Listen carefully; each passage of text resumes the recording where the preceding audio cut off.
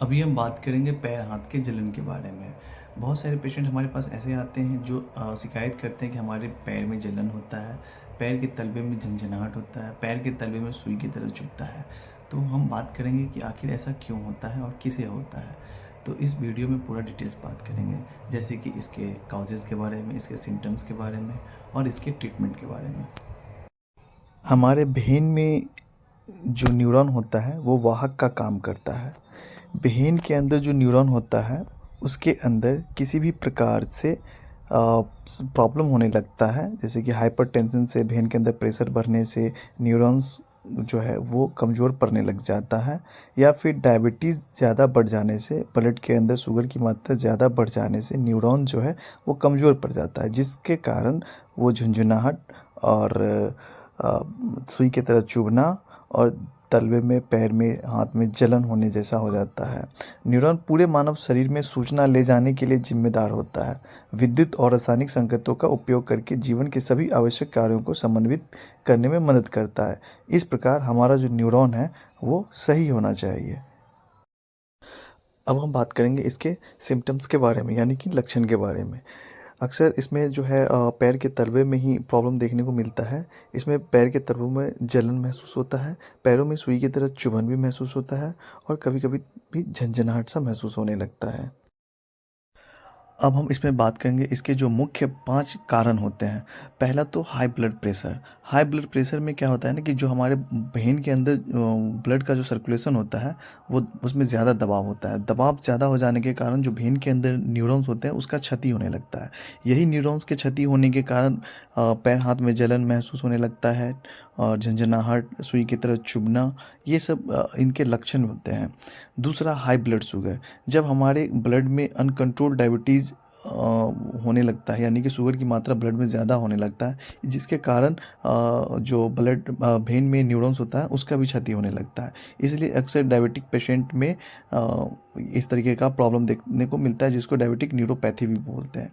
तीसरा, हाइपोथायरॉयडिज्म, यानी कि ब्लड जो हमारा थायराइड ग्लैंड जो है ना वो हार्मोन सही से नहीं बन पाता है, जिसके कारण ब्लड का जो फ्लो होता है वो प्रभावित होता है। वही ब्लड का फ्लो प्रभावित होने के कारण न्यूरॉन्स का खतरा होने लगता है। चौथे रीज़न की बात करें तो न्यूट्रिशन डिफिशियंसी, ये बहुत ज़्यादा मायने रखता है। अगर हम अपने भोजन में सही तरीके से पोषक तत्वों का इस्तेमाल नहीं करते हैं, नहीं लेते हैं, जैसे कि vitamin B 12, vitamin B 6, vitamin B 9, यानी कि बी कम्प्लेक्स कह सकते हैं इसको। अगर हम अपने भोजन में सही तरीके से सारा विटामिन नहीं लेते हैं तो ये प्रॉब्लम जो है देखने को मिलता है।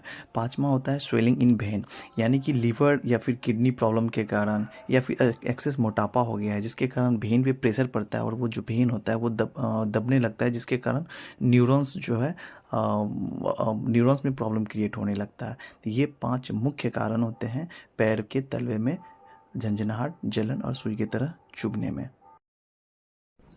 अब हम बात करेंगे इसके बचाव के बारे में। बचाव में जो सबसे पहले हम लोग ध्यान देंगे वो पोषक तत्वों का।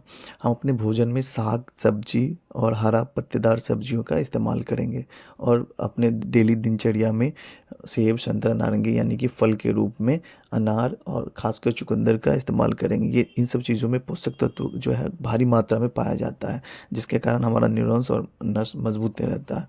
दूसरा, जो पेशेंट ब्लड शुगर से ग्रसित हैं, जो डायबिटिक हैं, उनको विशेषकर अपना ब्लड शुगर को मेंटेन करके रखना पड़ेगा, बार बार चेकअप करके रखना पड़ेगा। अब बात करते हैं हाइपोथायरॉयडिज्म के बारे में।